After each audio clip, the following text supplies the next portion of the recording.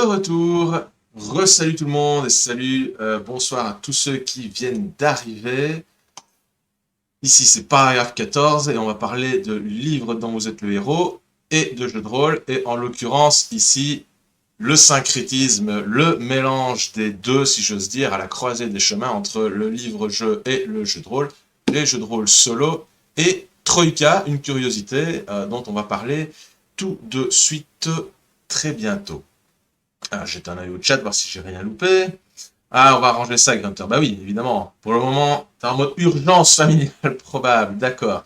Pas de souci. De toute manière, je sais que le livre est en de bonnes mains. Et si tu veux, pour te changer les idées, tu n'as qu'à en lire quelques extraits. Je suis sûr que ça doit être gratiné.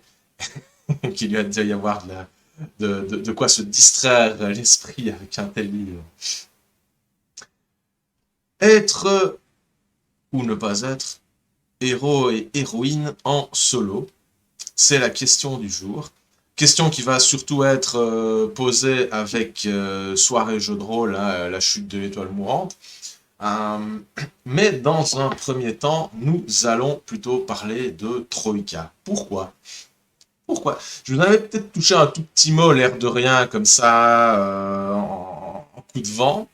Mais Troïka est un jeu de rôle qui a un petit peu fait parler de lui ces derniers temps, qui est un petit peu spécial. Dans le monde du jeu de rôle, en ce moment, on aime bien sortir du lot, faire des trucs un peu curieux. Bah oui, il y a tellement de sorties, il y a tellement de nouveautés sur le marché que je comprends bien qu'il faille se démarquer pour se faire remarquer. Et je pense que c'est l'option qu'a choisi Troïka. Édition numineuse, nous dit-on, je ne sais absolument pas de quoi il retourne, qu'est-ce qu'une édition numineuse, je ne sais pas, ça doit être un petit délire interne. Je n'ai pas lu l'ouvrage, je n'y ai pas joué, je n'y ai pas maîtrisé non plus, mais je connaissais un peu, pourquoi? Parce qu'il y a un lien direct avec un jeu de rôle que nous connaissons bien, et je vais vous laisser la surprise. Euh, Troïka est un jeu de rôle de science fantasy, complet à l'écriture louée par la critique. Alors, je ne sais pas si c'est une blague ou voilà. Plein de merveilles et d'espace pour que chacun puisse se déchaîner et s'amuser. Tous les jeux de rôle prétendent la même chose. En tout cas, les jeux de rôle qui se veulent un peu fun, un peu fluide, un peu dans l'air du temps. On va dire qu'on fait un jeu de rôle qui est simple, qui est fluide et qui est dynamique. Ça, c'est les trois mots-clés, le combo gagnant pour dire qu'on fait un jeu de rôle qui est bien. Alors, on est chez Pattern Recoil dans l'édition française. 24,90 € pour ce modeste ouvrage. Voilà, les prix du papier ont flambé ces dernières années, donc on va rien dire. Mais couverture rigide et d'ailleurs originale dans son toucher. Elle est soyeuse, on dirait presque une espèce de papier peint. Là, j'ai oublié comment on appelle cette espèce de papier. Il y a de la texture. Voilà, il y a de la texture. C'est un peu ligné comme ça, mais pas papier verger. C'est pas ce genre de lignage, mais c'est vraiment une espèce de toile, papier un peu toile de peinture, ouais, un peu dans ce goût-là. Voilà, un peu comme ça. Qu'est-ce que c'est? Ah bah tiens, voilà. La première chose qu'on trouve, une espèce de double page faisant office d'écran de jeu, on pourrait appeler ça comme ça. Qu'est-ce qu'on voit là? Je sais pas si ça se voit bien à la caméra. Je peux monter un petit peu. Oh oui qu'on le voit, on le voit, on le voit. Là ça devient un peu plus flou si je monte trop fort. Mais est-ce que vous avez l'impression d'avoir déjà vu ça quelque part? Et salut Danou! Salut Danou, on va très bien par ici. On est en train de montrer Troïka et je voulais demander à l'auditoire s'il arrivait à avoir plus ou moins... contentez-vous de lire les chiffres qu'il y a sur la première ligne, hein. Vous voyez, il est marqué arme de mêlée. En dessous, il y a en fait jet de dégâts. Ça, vous ne le savez peut-être pas le lire, mais je vous le dis. Et puis, il y a des chiffres.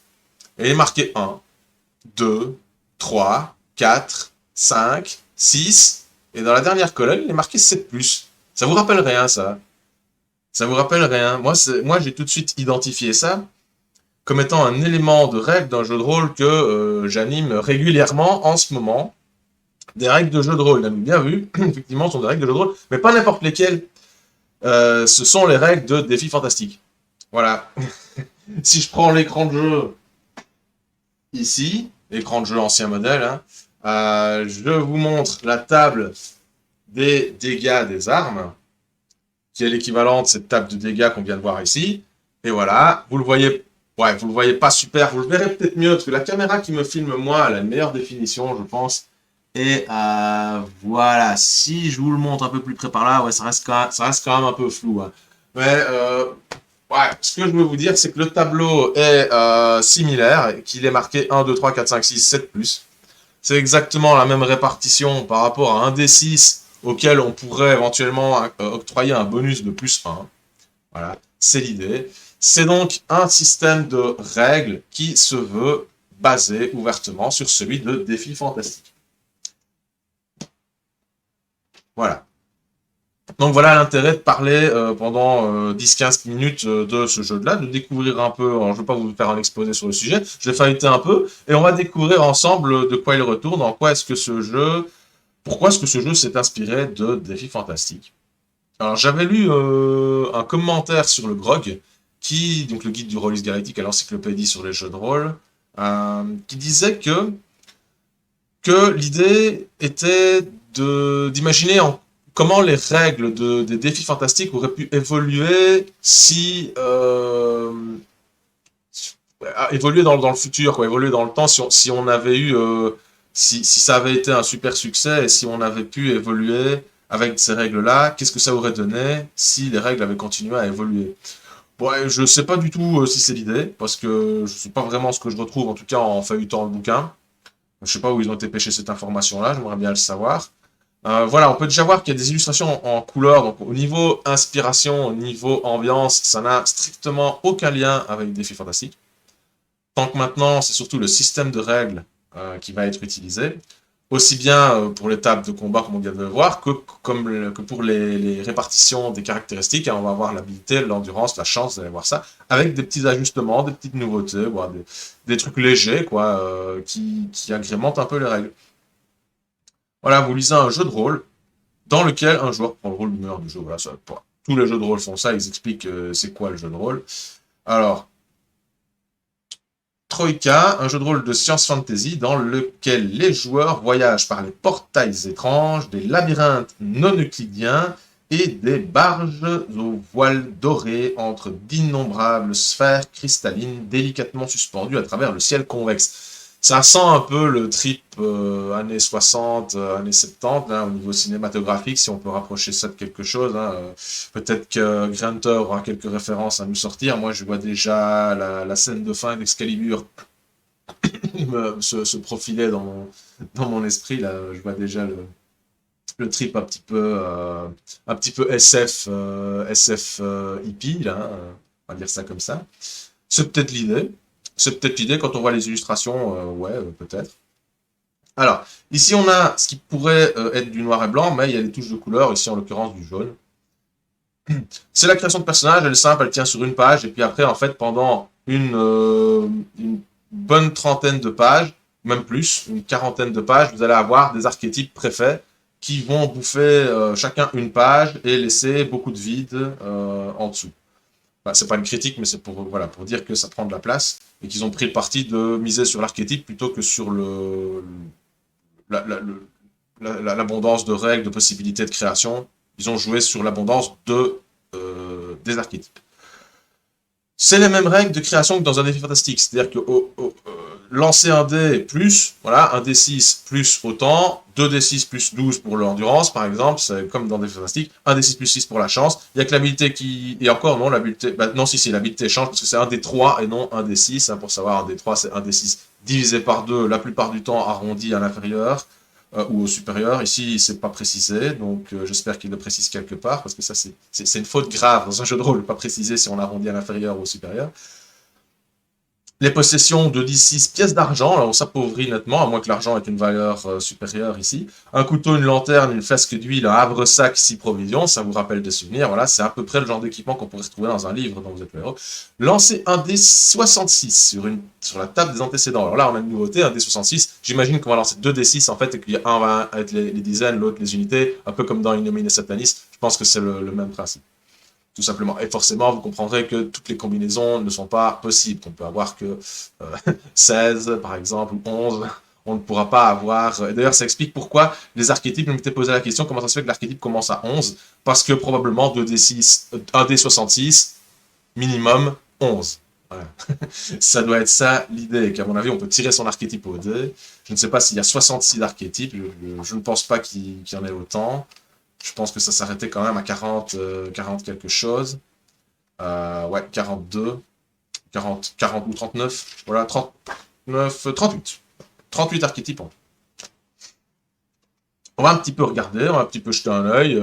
Les illustrations, vous les voyez, je pense, quand même relativement bien. Je crois qu'il y a moyen que vous y voyez quelque chose. Ici, elles sont un peu petites, elles n'occupent que le quart de la page. Alors, les archétypes, je propose tout de suite de passer, voilà, ici on a des illustrations en rouge et en jaune. Voilà. C'est original, ça change un peu. J'imagine que ça fait des gains pour l'impression aussi, hein, on a du bicolore, quoi. J'imagine que c'est plus facile en termes d'impression. Le noir, on a finalement du noir, du jaune et du rouge. Ah, on a du bleu ici, petite touche d'excentricité. Ok, il y a quand même un peu de couleur de temps en temps, mais j'imagine qu'ils ont vu aussi à l'économie, je suppose. Des illustrations qui sont un peu loufoques, un peu spéciales. Là, ici, on a une femme avec un chapeau, on voit pas ses yeux. Elle a un chapeau, on dirait un accordéon démantibulé, avec des mélangés avec des serrures, des cadenas. Elle a des clés qui pendouillent à son chapeau. Elle a une espèce d'armure dont le col est fermé par une serrure. C'est très particulier. C'est original, moi j'aime bien en tout cas l'ambiance. Voilà, et c'est un personnage qui s'appelle le claviste. Bah oui, le claviste, c'est la racine latine pour les clés, hein. Le maître des clés parcourt, les maîtres des clés parcourent l'univers, sondant le fonctionnement de toutes les entrées. S'ils sont complètement fascinés par les coffres et les portes simples, les obstacles métaphysiques et métaphoriques les excitent encore plus. Vous pouvez trouver de petits conciles de clavistes campant devant les portes démoniaques, débattant des méthodes appropriées d'attaque ou construisant d'obscures machines pour entrer. Vous comprendrez que, au-delà du système de règles, il n'y a strictement aucun lien avec Défi Fantastique, le jeu de rôle. Ou alors j'ai loupé un truc.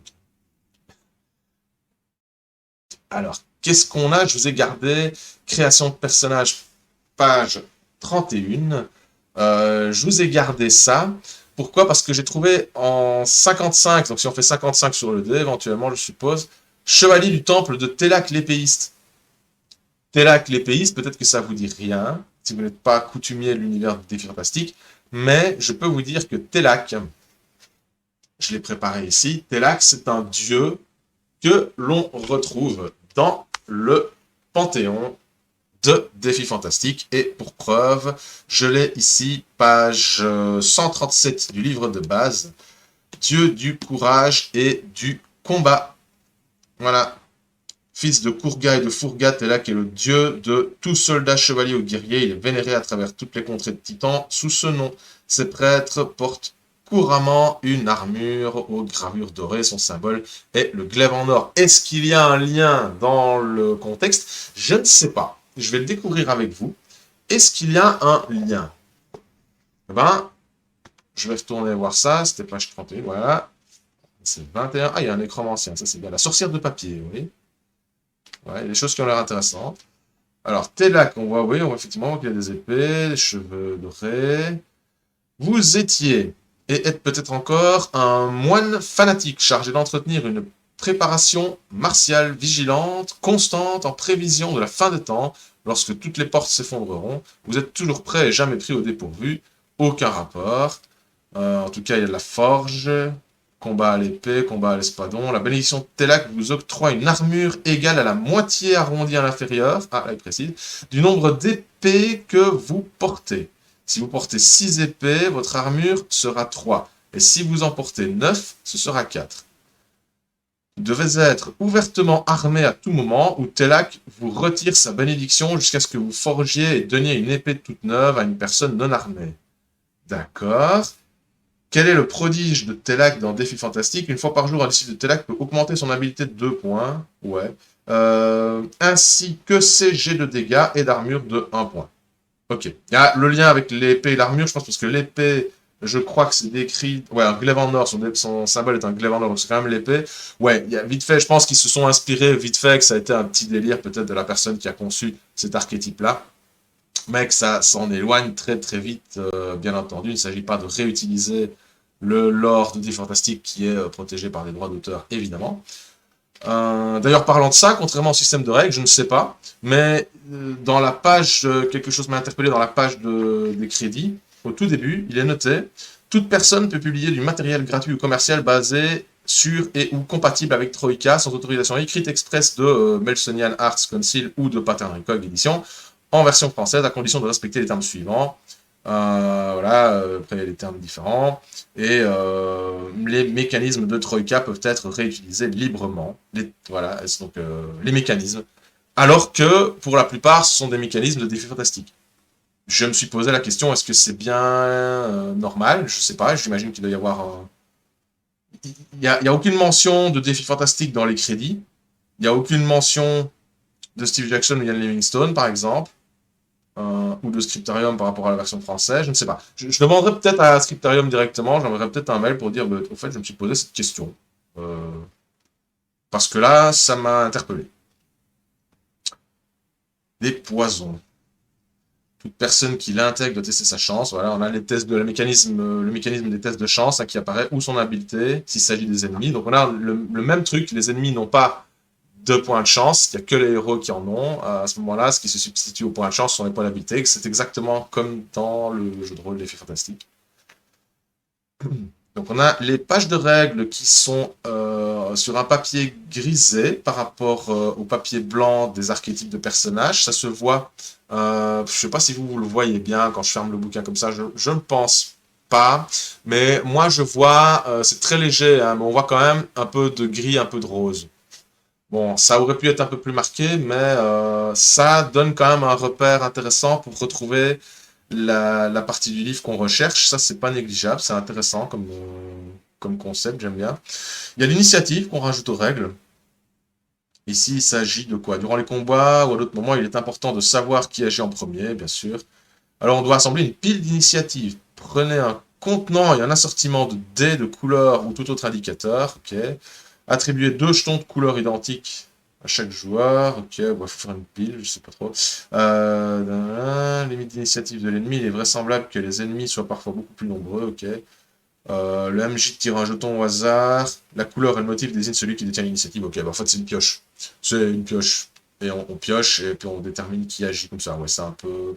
C'est un peu ajouter un point de règle pour le plaisir, parce que je vois pas trop ce que ça apporte à la dynamique des filles fantastiques. En tout cas, on veut déterminer une initiative. Ok, on aurait pu le faire sur l'habileté aussi, ou sur un test de chance, je sais pas.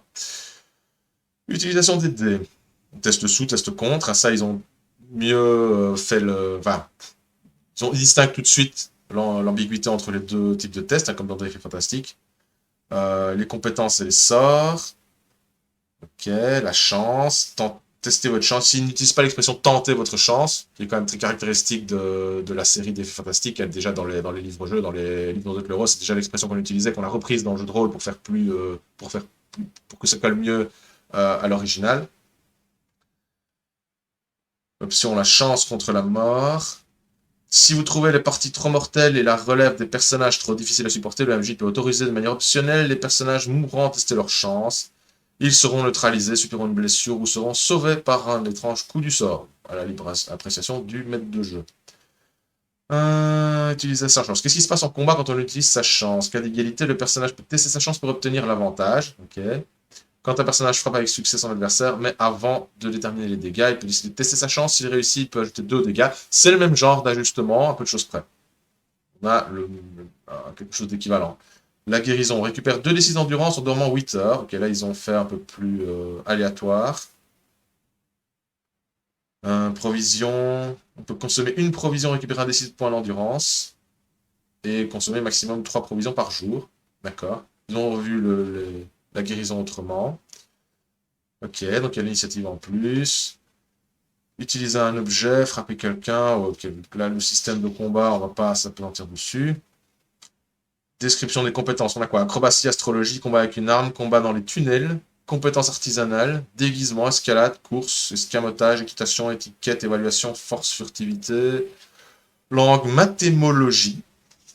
Utiliser cette compétence pour comprendre les angles, les pressions, les nombres et d'autres arcanes de ce genre. Vous pouvez par exemple tester votre métamologie pour avoir une bonne idée de la tension de surface d'une boule de glu plasmique inerte ou pour trouver le point d'appui pour faire trébucher un géant. C'est comme il le disait, il parlait de labyrinthe non euclidien ou je ne sais plus quoi dans l'intro. Ouais, natation, les pièges, pilotage de barge dorée. Ok, d'accord. Donc, naviguer entre les étoiles sur un vaisseau au voile miroir doré. Ah, ok. C'est un univers qui a quand même sa personnalité, hein, forcément. Comme je vous dis, ça n'a rien à voir avec l'univers de Fantastique, même s'il peut y avoir un clin d'œil occasionnel, comme on l'a vu avec, avec Telak. Ce n'est pas forcément c'est pas le but du jeu. Poison, serrure, ok. Il y a quand même des compétences qui sont les mêmes que celles qu'on trouve dans Défi Fantastique. Hein. Natation, serrure, soin, ok. Symbole secret vigilance, mais il y a des compétences qui sont le reflet de la personnalité du jeu, comme la mathémologie ou le pilotage de barges dorées, et ça c'est très bien. Des petites illustrations un peu farfelues, un peu loufoques. Hein. Il y a un truc sur les objets, visiblement, c'est pas anodin d'utiliser des objets. Dans des fantastiques non plus, hein, c'est pas anodin, les objets, sauf que c'est quand même laissé globalement l'appréciation du mode de jeu. Hein, s'il y a un objet qui n'est pas listé ici, supposez qu'il offre un bonus de plus d'un. Donc apparemment, il y a un système de bonus automatique avec les objets. Le baromètre de poche fait partie des accessoires à la mode des citadins de la métropole de Troïka. Ok, Troïka, c'est donc une ville. D'accord. Ben oui. Les atouts, j'imagine que ça, ce sont les atouts. Frappe sensible, flash, fixation, ferme, non, c'est des sorts peut-être. Animation, ouais, ça c'est des sorts.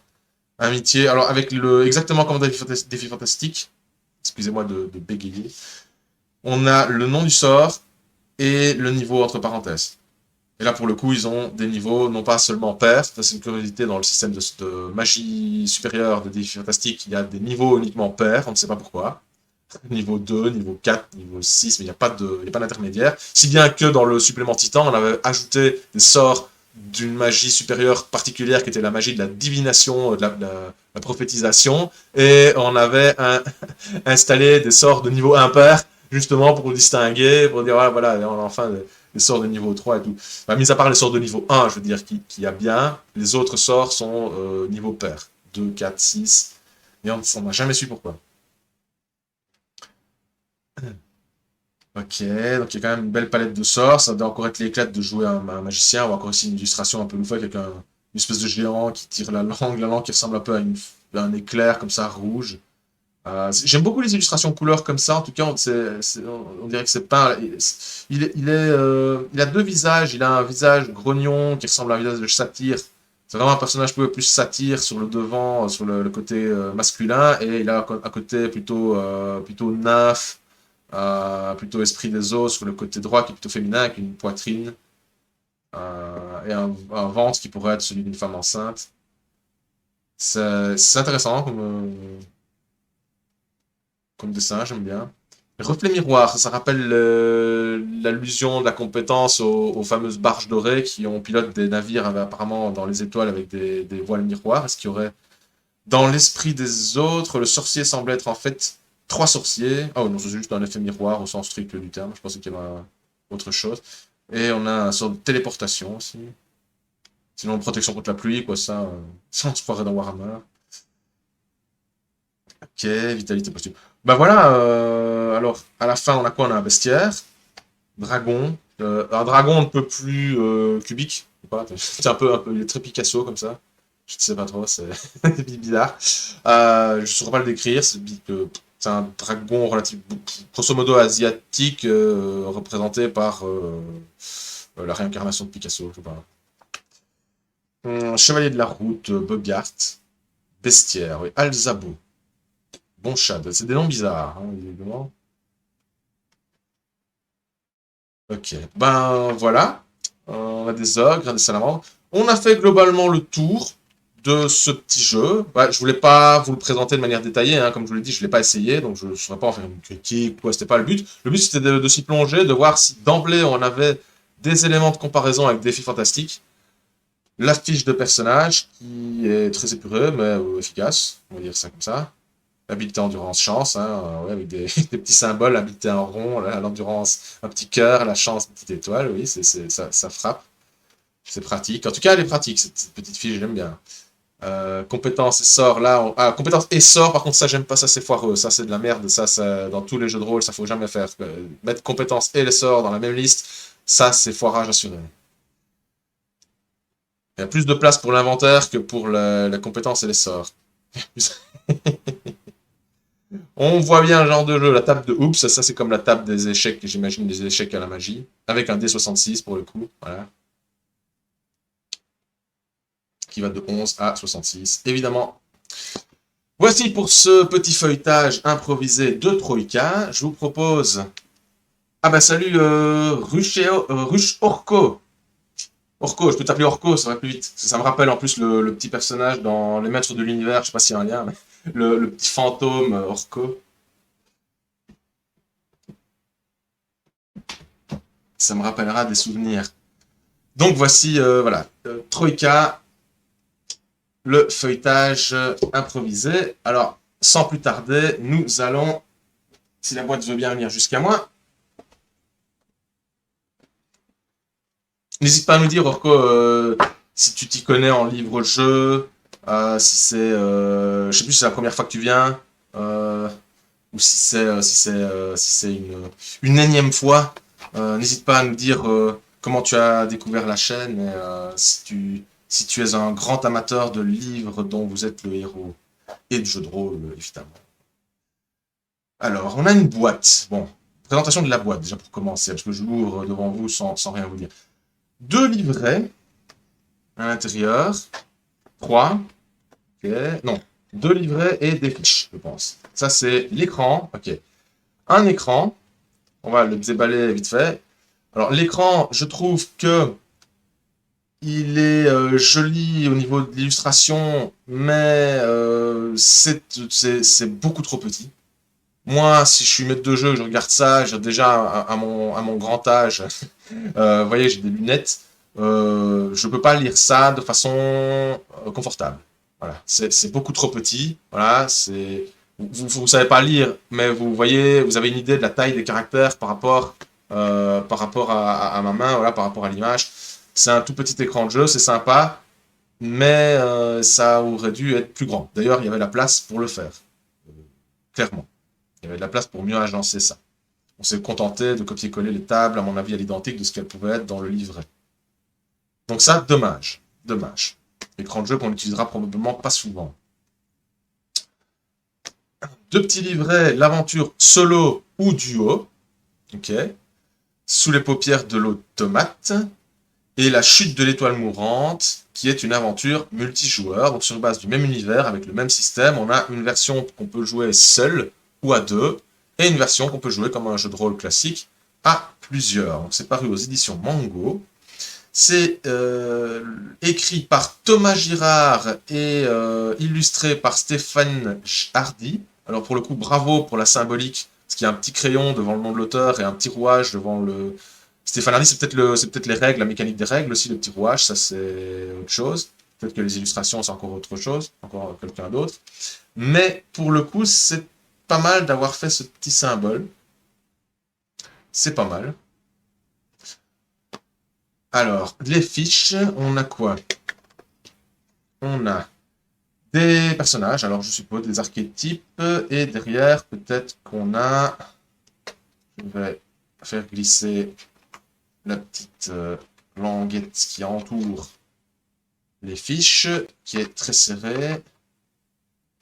Ça, c'est un truc, un jour, je vais la déchirer, j'en ai marre, je vais dire, casse-toi, c'est le prix. Voilà. Allez. Bon sang de bonsoir. Voilà, ça commence déjà à m'emmerder. Bon, on a quoi là? Résolution, solo 1, solo 2. Ok, on a des grilles peut-être qui vont être utilisées lors de certaines situations. Peut-être en combat. On ne sait pas, on verra bien. On a quoi? La salle des commandes. Alors là, ce sont les lieux. Je pense qu'il y a des fiches pour les lieux. C'est ça. La salle des commandes, le laboratoire. Et on a des petits symboles. En fait, on a le plan du lieu. Et dessus, vous avez des petites icônes, genre intelligence artificielle de la station code. Il y a un petit symbole, c'est 2 flèches, une qui va à gauche, une qui va à droite. Et il y a le nombre 35. Je présuppose que c'est un renvoi de section, un renvoi de paragraphe. Si vous voulez regarder l'intelligence artificielle de la station code, allez voir au paragraphe 35. Ça m'a l'air limpide comme signalétique, ça m'a l'air clair. Il y a une indication maître de jeu, donc ça veut dire que peut-être que seul le maître de jeu a accès au plan et qu'il doit décrire la situation à ses joueurs. Ça, c'est dans le mode multi, en tout cas, il est marqué multi. Alors, en solo, apparemment, on aura droit à la cité des parias. Et derrière, c'est encore le laboratoire, donc je suppose qu'il y a, c'est imprimé des deux côtés, ça n'a peut-être aucun lien. Voilà, il est marqué lieu 15. Ici, on a des indications sur une image. Peut-être que quand on regarde l'image, les joueurs sont censés avoir des idées et demander au maître de jeu de vouloir explorer tel ou tel endroit. Mais ici, c'est pour le mode solo, donc j'imagine qu'on est seul face à l'image et que peut-être ça nous donne des idées par rapport au récit qui va nous être proposé. Je ne sais pas du tout. Mais ça pourrait être sympa. En tout cas, s'ils l'ont fait, c'est qu'il doit y avoir une raison. Ou si c'est juste pour le plaisir de l'illustration aussi, peut-être. Un appartement, avec le même principe, on a des numéros de section ici dans l'appartement, on peut visiter. Voilà. Appartement de Zenek, un différent. Là, on a une vue, un zoom sur le lit. Voilà, on voit le lit sur le plan, ici en haut. Et on a un zoom une fois qu'on est devant ça. Donc, lieu 11. Ok.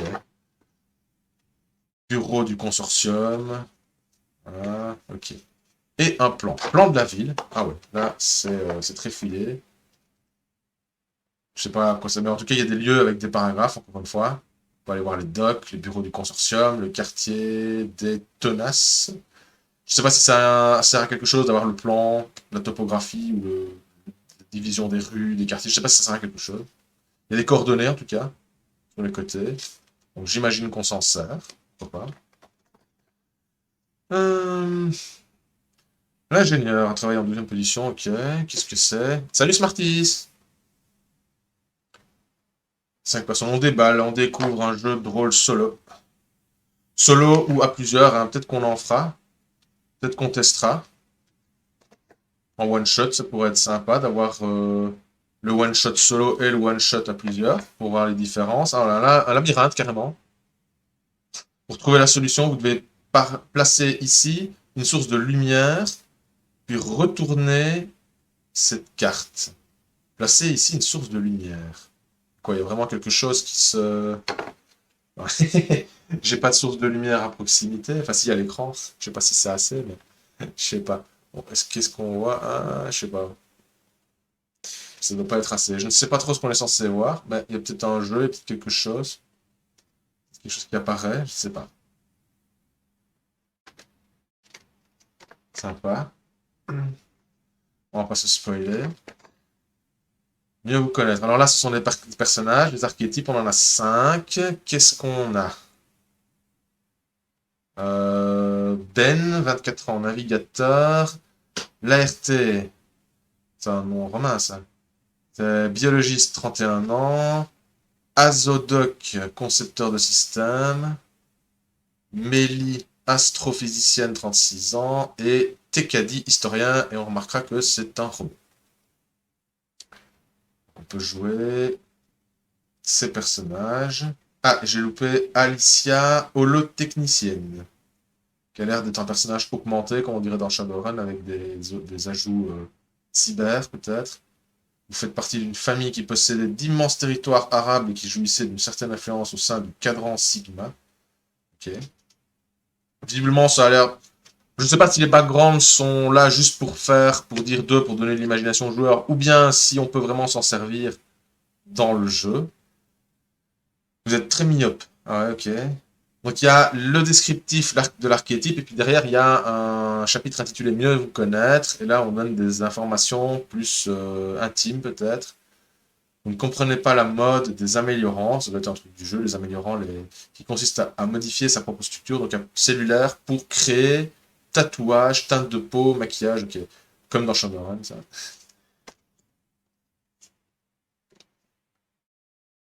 Le biologiste. Vous êtes biologiste spécialisé dans l'étude des effets du vide et des déplacements interstellaires sur les organismes vivants. Ok. Euh, Peut-être j'ai un mauvais éclairage, mais l'écriture noire sur fond bleu foncé, c'est bleu turquoise, là, c'est relativement difficile pour ma pauvre myopie et mon astigmatisme réunis. Alors, l'aventure solo, ben, on va peut-être plonger directement. Alors, on a encore des cartes ici, qui sont déjà... voilà, on va peut-être directement enlever la languette, comme ça, voilà. Et Si les règles nous renvoient aux cartes, on ira voir. Je propose de lire un petit bout des règles ensemble. On a aussi des dés. Voilà. Des dés 6, hein, qui vont de 1 à 6, qui sont tout ce qui est plus classique et sont encore emballés. Sous les paupières de l'automate d'aventure solo, comment ça se présente? On a à lire avant de démarrer. Voilà, on nous explique c'est un peu comme un jeu de société dans le sens où on a la mise en place. Voilà, on va nous dire peut-être mais préparez les lieux ici, prenez votre archétype, mettez les cartes là, mettez à portée de main, tout ça, je suppose. Prologue, nuit d'été. Et là, on a paragraphe 1, Ben, jour 1. Ah ouais. Paragraphe 2, Ben, jour 1. Ah oui, oui, oui, je me souviens. J'avais jeté un petit œil hein, quand même. Et à un moment donné, on va arriver... Donc là, c'est Ben comme personnage. On n'a pas accès à tous les personnages, je pense, quand on joue en solo. Donc là, on est avec Ben. Et alors, à partir du paragraphe... Donc à la fin, on a 54 premiers paragraphes qui sont alloués à l'aventure de Ben. Et on a 54, ou une cinquantaine en tout cas, d'autres paragraphes qui sont 56, qui sont alloués à l'aventure d'Alicia. Ça commence au paragraphe 101, mais en fait, il n'y a pas de paragraphe entre 54 et 101, quoi. C'est juste pour pas les confondre, pour être sûr. Alors, on a deux aventures, en fait, dont on peut choisir deux personnages. Donc, par exemple, Alicia, voilà. On a Alicia ici. Si on lisait le paragraphe 1 concernant Alicia. Donc, Alicia, c'est l'holotechnicienne. Donc, c'est une technicienne hors sol. D'accord? Vous intervenez à distance, ah oui, pour réparer ou mettre à jour les systèmes électroniques, mais magnétoniques ou électrochimiques de réseaux informatiques sensibles. Vous avez pour cela accès à une accréditation de type 2 qui vous permet de pénétrer dans tout type de serveur sur simple demande et de vous y déplacer sous forme holographique. D'accord. Alicia, jour 1, comptoir sud. Donc on a l'info, quand on est, où on est et qui joue. Que dit le paragraphe? C'est écrit tout petit. Hein. Moi, je dois me concentrer pour lire à cette distance. Assise contre une banquette molletonnée, dont le cuir synthétique est élimé jusqu'à la trame, vous sirotez pensivement l'improbable cocktail local qu'on vient de vous servir. Le mélange acide et frais sent aussi mauvais que dans vos souvenirs, mais il a justement ce goût de passé qui correspond bien à votre état d'esprit en ce moment. Croisez les jambes en vous enfonçant davantage dans le dossier rembourré. Vous avez choisi l'emplacement avec soin. Un bar fréquenté, indépendant et plutôt tranquille. Un siège plaqué au mur et qui vous offre un large angle de vue sur l'ensemble du salon principal, une issue de secours très proche, donnant sur une rue passante bien éclairée. Vous espérez avoir réfléchi à toutes les options. Au pire, le poids léger mais rassurant du petit tampon neural fixé sur votre hanche vous rappelle que vous avez de quoi vous défendre si nécessaire. Un personnage qui est là, qui prend du bon temps quelque part, mais qui est sur la défensive, c'est spécial. Et nous, dans le chat, on n'est pas de lumière non plus. Ah oui, c'est parce que tout à l'heure, je voulais éclairer la carte. Ah oui, oui. Ah là là, là, faut pas se dévaloriser comme ça, mon petit Ronan. Depuis quelques minutes à l'approche de l'heure du rendez-vous, vous vous livrez à un exercice relativement délicat. Vous dévisagez les hommes qui entrent dans le bar, tout en vous efforçant de ne pas croiser leur regard. Il ne faudrait pas qu'un pimpant séducteur de bistrot soit tenté de croire que vous êtes disponible. Ce soir, vous n'êtes là que pour le petit Ben. Ah, donc c'est l'autre personnage qu'on peut jouer aussi. Donc, peut-être qu'on a l'aventure en perspective avec peut-être qu'on a Ben qui entre dans le lieu là et qui aperçoit. On ira jeter un œil. Vous vous demandez d'ailleurs s'il a beaucoup changé. Ben était l'un des meilleurs amis de votre frère. Zenek l'appelait Benji. Je me demande si Zenek c'est pas un personnage qu'on a aussi dans les archétypes. En référence à un vieux sport bizarre qui consistait à sauter d'un pont pendant le Moyen-Âge technologique. C'était un garçon timide, un peu plus raisonnable que la plupart de ses camarades. Il n'avait que 13 ou 14 ans, mais il faisait preuve d'une maturité que vous trouviez assez amusante. Vous vous souvenez aussi de son incroyable dextérité aux commandes de n'importe quel engin. Ça rendait fou Zenek, qui n'avait ni la même force de travail, ni les mêmes talents, mais qui compensait par la fougue et l'esprit de compétition. Rendez-vous au 137. Salut Sam, tu vas bien? Alors voilà, ici on a une structure de livre dont vous êtes le héros classique. Paragraphe premier, mais ici c'est 101 pour le distinguer des paragraphes précédents, parce qu'on joue deux personnages et la numérotation n'a pas été reprise à 1, mais c'est tout comme. Hein. Rendez-vous au 137. Et alors je vais regarder si dans les fiches qu'on a ici, on a le lieu dans lequel on se trouve, c'est le comptoir sud. Donc, je me demande si j'ai pas vu ça quelque part, on va voir. Comptoir sud, alors. Qu'est-ce qu'on a? Ce n'est pas ça, ce n'est pas ça non plus, ce n'est pas les défis. Alors, le plan de la nuit non plus, c'est pas. Alors, en mode solo, voilà, l'appartement de Zenek. Ah, Zenek, voilà, Zenek, le personnage dont on vient de parler. Donc, on peut aller chez lui apparemment. L'académie, les docks, les bureaux, les quartiers tenaces, l'appartement de Zenek, la cité des parias, le réseau. Non, apparemment, on n'a pas le lieu de départ, on ne l'a pas. Donc, il n'y aura sans doute pas beaucoup d'interactions dans le lieu de départ. Par contre, on a des cartes, ça, on n'a pas lu à quoi ça servait, mais peut-être qu'on ira acheter un œil aux règles. Là, on est tout de suite rentré dans l'histoire, parce qu'en fait, il n'y a pas de règles dans le livre, dans ce livre-là, dans l'aventure solo. Je pense que les règles doivent être dans l'autre bouquin, dans le bouquin La chute de l'étoile mourante, que j'ai foutu en dessous. Voilà, on ira acheter un œil dans celui-là. Alors, on va avoir au paragraphe 137, hein, juste pour voir le raccord, hein, comment c'est raccordé au niveau de l'histoire, au niveau de la structure narrative. Donc, vous avez été surprise de découvrir que Ben vit toujours ici. Vous l'imaginiez plutôt devenu lieutenant dans l'armée ou pilote de navettes interstellaires à l'autre bout de la galaxie. Peu importe, aujourd'hui, vous avez surtout besoin de savoir s'il est en mesure de vous aider. Et justement, le jeune homme vient d'entrer dans le bar. Il commence à parcourir des yeux les allées bondées. Eh bien, il a changé le petit Ben, assez grand, les épaules larges, il ne ressemble plus au gringalet de l'académie. On va le retrouver, le petit Ben. Il était là, on a Alicia et Ben. Voilà, ils sont là tous les deux. Alors, malgré cela, et malgré la barbe qui descend sur ses joues, il n'y a pas de barbe, le dessin, vous reconnaissez son visage doux et son regard attentif avec sa veste courte, hyper à la mode et sa combinaison bimatière. Okay. On croirait voir une gravure en mode... non, une gravure de mode. Bon, c'est plutôt une bonne surprise. Mais au fond, ça ne change rien. Ce soir, vous êtes en mission et c'est la seule chose qui compte vraiment. Il vous aperçoit et vous fait signe. En le regardant approcher, vous voyez qu'il s'efforce de paraître détaché, mais que ses yeux trahissent une certaine fébrilité. C'est trop mignon. Donc déjà un rapport de séduction, ça commence comme ça. Alors ici, il va falloir commander un second cocktail, Alicia. C'est une indication qui apparaît en orange, qui est à l'adresse du personnage, mais en fait, on s'adresse au joueur, parce que c'est écrit en orange, sans mettre, on quitte la narration, mais on parle quand même au personnage, comme si on avait un maître de jeu qui s'adressait au personnage plutôt qu'au joueur. C'est sympa. Avant cela, ajoutez à votre équipement le tampon neural, carte, objet numéro 3. Et donc, on va pouvoir voir les cartes, ce que c'est. Voilà, on a les objectifs secrets ici.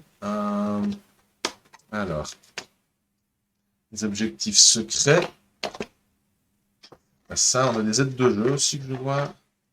Alors, bonne santé, non. Est-ce qu'on peut retrouver facilement... Alors, on a des rencontres. J'imagine que les combats vont nous être expliqués. Ah, on a... Non. On a juste les protagonistes qu'on rencontre. Forcément, oui, c'est des rencontres. Oui, c'est des formations professionnelles. Rencontre n'est pas forcément combat. Objet. Ah voilà, objet 11. Je pense que c'était... Non, c'était objet 3. Objet 3, objet 18. Est-ce que je vais trouver mon objet numéro 3? Je n'ai pas préparé mes cartes. Hein. Je suis un mauvais joueur. Voilà, l'objet numéro 3.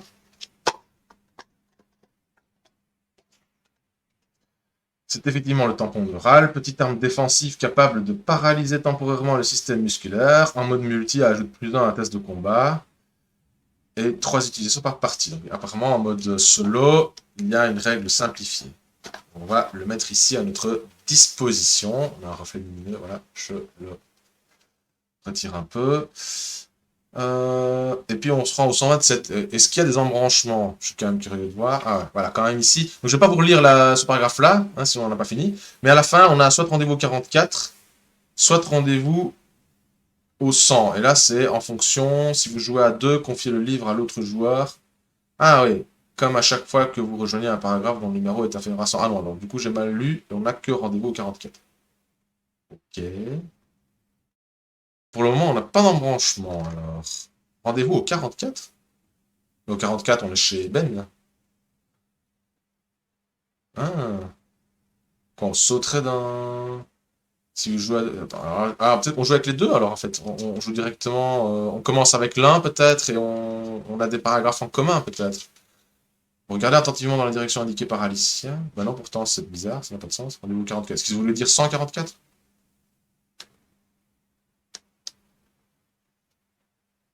Ouais, c'est pas mal du galère. Non.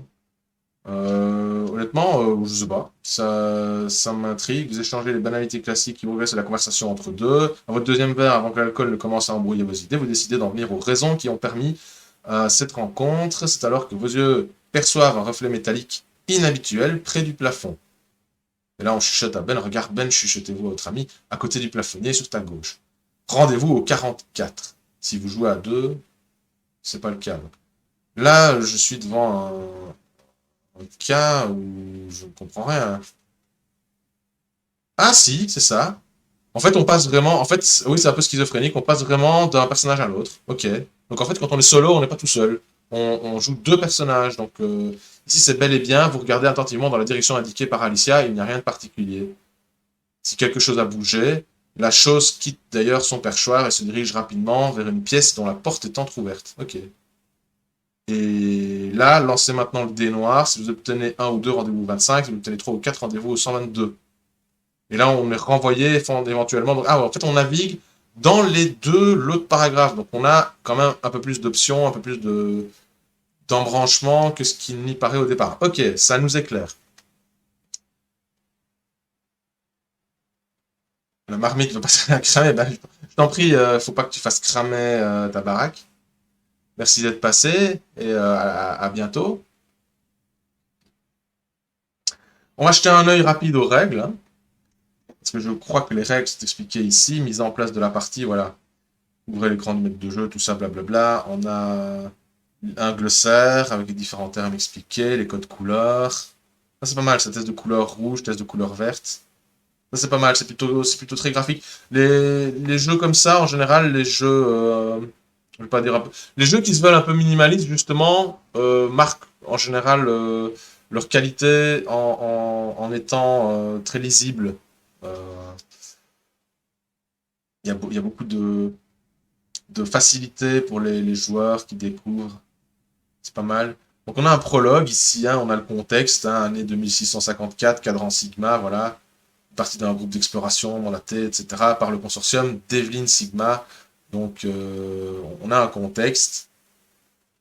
On sait qu'il y a des paragraphes qui sont destinés au maître de jeu à lire à voix haute et règles spécifiques, hein, mais ça c'est pour les parties à plusieurs évidemment. On nous apprend le test de morale directement. Ok, on nous dit qu'il faut distribuer les plans, comme on vous a montré hein, à chaque fois. Voilà, on a le code avec les différentes illustrations. Celle que j'avais vue, c'était celle qui est au milieu. Explorer l'espace de stockage, c'est un exemple. Tout à l'heure, c'était l'intelligence artificielle. Ici, on explique voilà, comment on fait. Et au niveau des tests, ben, j'imagine... Je ne sais pas quel genre de test on trouve ici, parce que comme il n'y a pas de règles dans le livret, est-ce qu'on est confronté à des tests ou est-ce que c'est juste de l'histoire? Ah oui, ce sera votre dé du temps. Donc quand même, voilà, on a le dé du temps, on a des trucs, on a quand même des indications dans les paragraphes en orange. Vous possédez les cartes objets numéro 1. Ouais. On parle du dé du temps assez régulièrement. Mais est-ce qu'on est confronté à des jets de dés, à des tests dans la partie à tout seul? C'est une bonne question. Je vais essayer de trouver la réponse quand même. Chapitre 2, les communs. Si les joueurs trouvent... Bon, on s'en fout.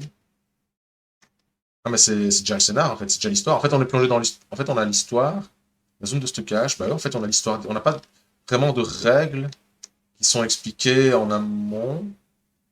Il y a quand même une carte qui s'appelait Rappel de règles. Je vais regarder ce qu'il y a dessus. Parce que manifestement, les règles ont l'air d'être expliquées au fur et à mesure de l'histoire. Grosso modo, il y a quand même des petites explications. J'ai vu sur le test de morale, là, au début. Aide de jeu. Ah ouais, non. Ça, c'est des aides de jeu pour des situations particulières. Ouais, les objectifs. Manifestement, non, il n'y a pas. J'ai rêvé. C'était juste aide de jeu. J'ai interprété ça comme si c'était des rappels de règles, mais non, en fait, pas du tout. Mhm. Ben, je pense que ouais, je pense qu'une fois, il faudrait le faire. Faudrait le faire ensemble. Pour être sympa. Je pense que ça pourrait être cool de découvrir ça. Alors, soit en mode duo, soit en mode multi. Alors, c'est plutôt les auteurs qui écrivent des escape games. On voit voilà, des mêmes auteurs chez Mango, Escape Game, Torgal, Escape Game Danger, pardon, je suis en anglais, Danger dans la mine. Euh, Saurez-vous vous évader? Ouais. Mais oui, et la fin de partie. Donc ouais, les règles sont plutôt expliquées en cours de route. Et on nous dit déjà test de morale niveau 3. Lorsque les joueurs commencent à s'intéresser à l'endroit où ils sont, distribuez-leur le plan A et le lieu A, prenez le plan A2 et cachez-le bien derrière l'écran du maître.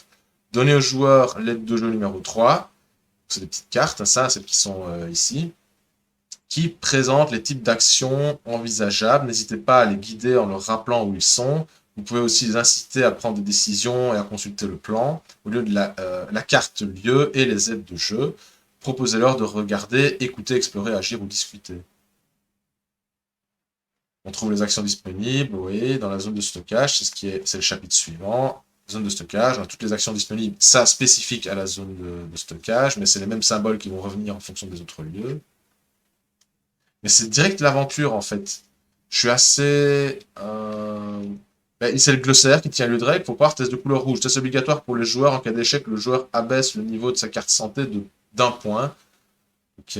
Test couleur verte. Tous les joueurs peuvent tenter ce test un à un. Dès qu'un joueur réussit, lisez le paragraphe réussite. Si tous les joueurs échouent, lisez le paragraphe échec. Donc on a des paragraphes qui sont plutôt dits réussite et les paragraphes sont plutôt... Ici, là, c'est moins lisible au niveau de l'arborescence, mais on a un fil, en fait on a une ligne sur le côté, mais c'est bien des paragraphes, hein, 25, 26, 27. Euh, et effectivement, ça attire l'œil, en fait ça on dirait qu'on commence, mais en fait c'est la fin. Paragraphe 27. Et puis à la fin, on a test d'habileté niveau M maître de jeu. Réussite. Il est très étrange de manger ces aliments. Ok, échec, vous ne parvenez pas à calibrer la machine. Mais alors, si les joueurs ont trouvé d'utiliser la s'ils échouent, mais ils ne me disent pas comment on fait le test. Voilà, j'ai un livre en moins ou quoi? Il me manque quelque chose, j'ai zappé un truc. Parce que j'ai pas la règle, moi. C'est bien gentil de me dire de faire un test, mais je fais quoi, en fait? Ou alors l'info ne serait que dans l'écran de jeu? Je rêve. Attends. Aide de jeu numéro 1, santé. Aide de jeu numéro 2, test. Vous devez régulièrement tester les 6 compétences de vos personnages, combat, morale, habileté, exploration, science, perception. Ouais, mais c'est marqué nulle part dans le bouquin. Et donc, c'est sur l'écran uniquement. Passer un test consiste à jeter un dé et à y ajouter les bonus ou malus indiqués sur les cartes personnages, santé et objets du joueur. Le score obtenu doit être égal ou supérieur au nombre indiqué par le maître de jeu. Attention, quels que soient les bonus ou malus, un jet de 1 avec le dé, résultat de 1, tu veux dire, est toujours un échec. Un résultat de 6 est toujours une réussite. Lorsque vous échouez à un test de morale ou de combat, vous devez retirer un niveau à votre carte santé. Ok. Il y a un exemple après. Rappel des actions et les règles de combat. 1, 2, 3, il y a 6 étapes de combat. D'accord. Et on a encore un glossaire, plus grand glossaire plutôt de l'univers. Alors on a le glossaire des règles des mécanismes dans le livre et on a le glossaire de l'univers sur l'écran de jeu. Là, ok, là on sait ce qu'on doit faire alors. Jeter un dé, ajouter les bonus ou malus. Voilà, et le score obtenu est égal ou supérieur au nombre indiqué par le maître de jeu. Et je suppose que le maître de jeu a cette indication sur une carte, je sais pas, ou sur les comtés, sur les lieux, c'est à découvrir, c'est à voir, je suis un peu déconcerté parce que j'ai l'habitude des livres de jeux de rôle classiques où on a les règles, ils sont bien. Ici, je découvre, je me rends compte avec vous que les règles sont en fait sur l'écran, et uniquement sur cet écran. Peut-être qu'il y a des rappels, comme ici j'ai 2 jeux, 5, j'imagine qu'il y a 2, 3, 4, mais ici on voit des personnages avec des petites indications sur des personnages, donc ça m'étonnerait qu'il y ait des... ben, peut-être. Et alors voilà, ben voilà, j'ai découvert avec vous. J'espère que ça vous a plu comme petit déballage. Voilà, j'étais curieux de vous présenter en fait un jeu de rôle solo. On en parle souvent, mais on n'en fait jamais. Ici, c'est donc en l'occurrence la chute de l'étoile mourante du nom de la boîte, hein, la chute de l'étoile mourante, soirée jeu de rôle, voilà, paru chez Mango Édition, qui se décline en 2 scénarios prêts à jouer. Donc la chute de l'étoile mourante, alors pour le coup c'est vraiment prêt à jouer, quoi. On ouvre la page, on est dedans, quoi. Il n'y a pas de règles puisqu'elles sont sur l'écran de jeu. Donc la chute de l'étoile mourante, pour jouer à plusieurs, sous-entendu plus que 2, et aventure solo ou duo, on a Ben, qui sont en couverture en fait, Ben et Alicia, qu'on peut jouer. On peut commencer soit avec Alicia, soit avec Ben. On est dans la même timeline, au même moment, on se rencontre dans un bar. Et alors, à certains moments, on switch d'un point de vue à un autre. Ils ont fait ça probablement par économie d'arborescence, probablement, par souci de place. Mais quelque part, ça amène à un côté un peu sympa de se balader d'un personnage à un autre. Moi, je dis oui, ok. Ok avec le concept, je sais pas ce que vous en avez pensé. Moi, écrit au dos de la boîte peut-être. Ah, peut-être tu penses que les règles sont écrites au dos de la boîte. Il y a peut-être un rappel de règles au dos de la boîte. Mais je sais pas ce que vous en pensez. Et toi, Sam, je sais pas ce que tu en penses. Salut, Jules. Je sais pas ce que vous en pensez. Moi, je trouve que ça vaut la peine qu'on s'y attarde. Je trouve que ça vaudrait la peine qu'on essaye une fois. À l'occasion. En bon français. Multijoueur solo. Non, il explique du contexte ici. On a, comme dans toutes les boîtes de jeux de société, le contenu en détail. Alors, pour un coût de 29,95 €. Voilà. 5 € de plus que le Troïka. 5 € de plus. Je trouve que le matériel est bien fait. Je trouve que c'est une belle réussite. C'est ludique, c'est bien expliqué.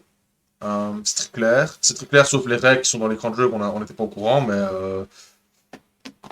on a trouvé. Hein, je pense que n'importe qui aura un QI supérieur au minimum syndical devrait pouvoir trouver les règles lui-même sur l'écran de jeu. Mais ok, ce serait sympa. Bonne idée de laisser cette boîte bien belle. Mais oui, quand c'est bien beau, il faut essayer. Je suis d'accord avec toi, Jules. On essayerait ça un de ces quatre. Et alors, je vous propose que je me mette en pause, qu'on switch tout doucement, lentement, mais sûrement.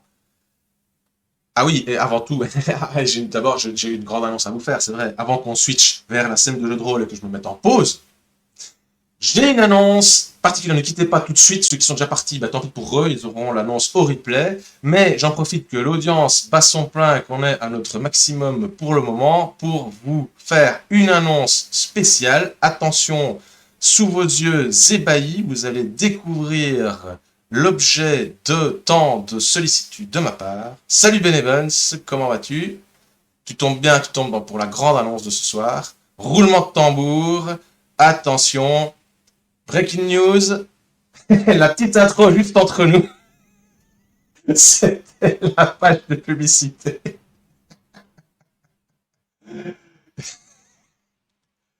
Interview avec Raphaël Lucas, programmé, je ne l'ai pas écrit parce qu'il y avait déjà trop de mots sur mon truc, programmé le vendredi 16 juin sur ma chaîne. Ne loupez pas cet événement extraordinaire.